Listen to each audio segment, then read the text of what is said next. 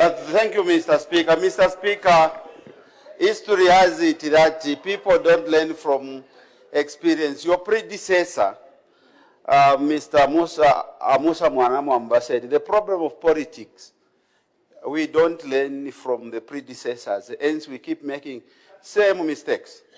And Mr. Speaker, during the debate, I listened from some debaters that DC position is a constitution position.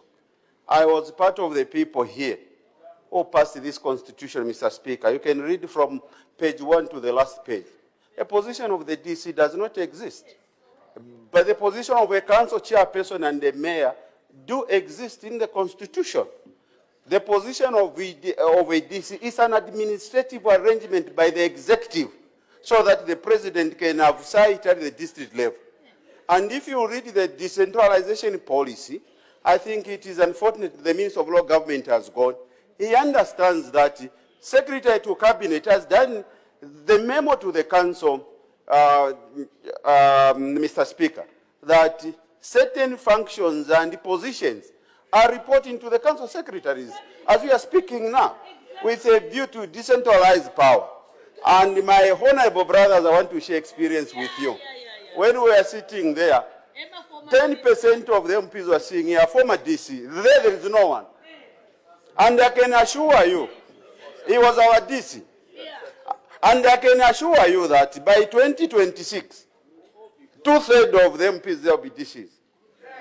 And it is important because you are in government. And for the opposition, all of these members, if they do well, they can retain. And unfortunately, experience, I've been here for 3 terms, my friends. Honorable Msotwane can agree that experience is the best teacher. You can discredit my debate today. You will remember these words I'm speaking today. You will remember them. There is no need for us to be antagonistic. The position of the DC was meant to represent the president at the district level. But with the introduction of decentralization, which is the policy by the president, the president, according to the constitution, devolves power to the council secretaries.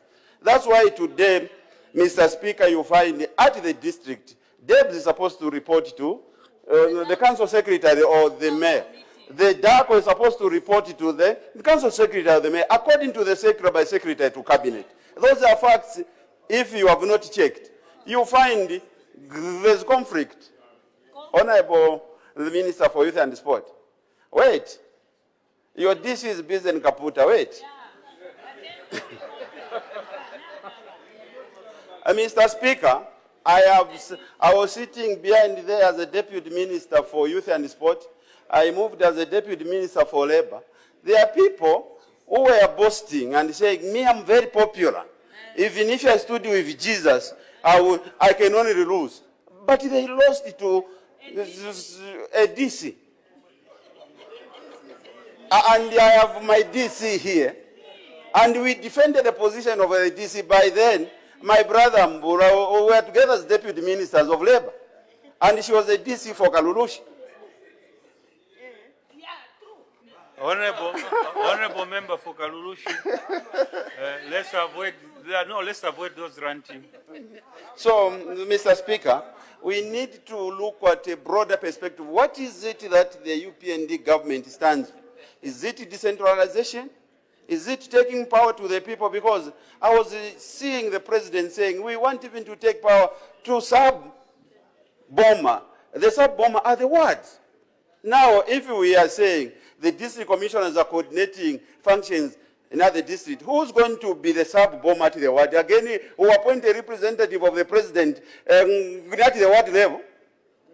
So then, if you read the decentralization policy, you will understand that it was meant to give power to the people, for the people to decide. One person cannot decision on behalf of all the executive members. That one is the representative of the president. At the ward level, we have people that are making decisions on behalf of the community. At the constituency level, we have people that are making decisions on behalf of the community. We come to the district. We have people that are sitting and making decisions on behalf of the community. But if we can't agree we continue, as the Honorable Member of Parliament for Shuangandu said, we introduce the policy.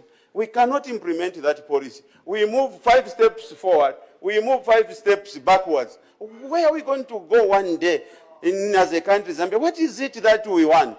We also questioned when the UPND moved the motion here. We were sitting there. We said the question and we defeated them because of the stubbornness of the numbers. We had numbers, but today, if we had listened, we would have sat there, those ministers who were very loud, like the Minister of Youth and Sport, Mr. Speaker, who voted against.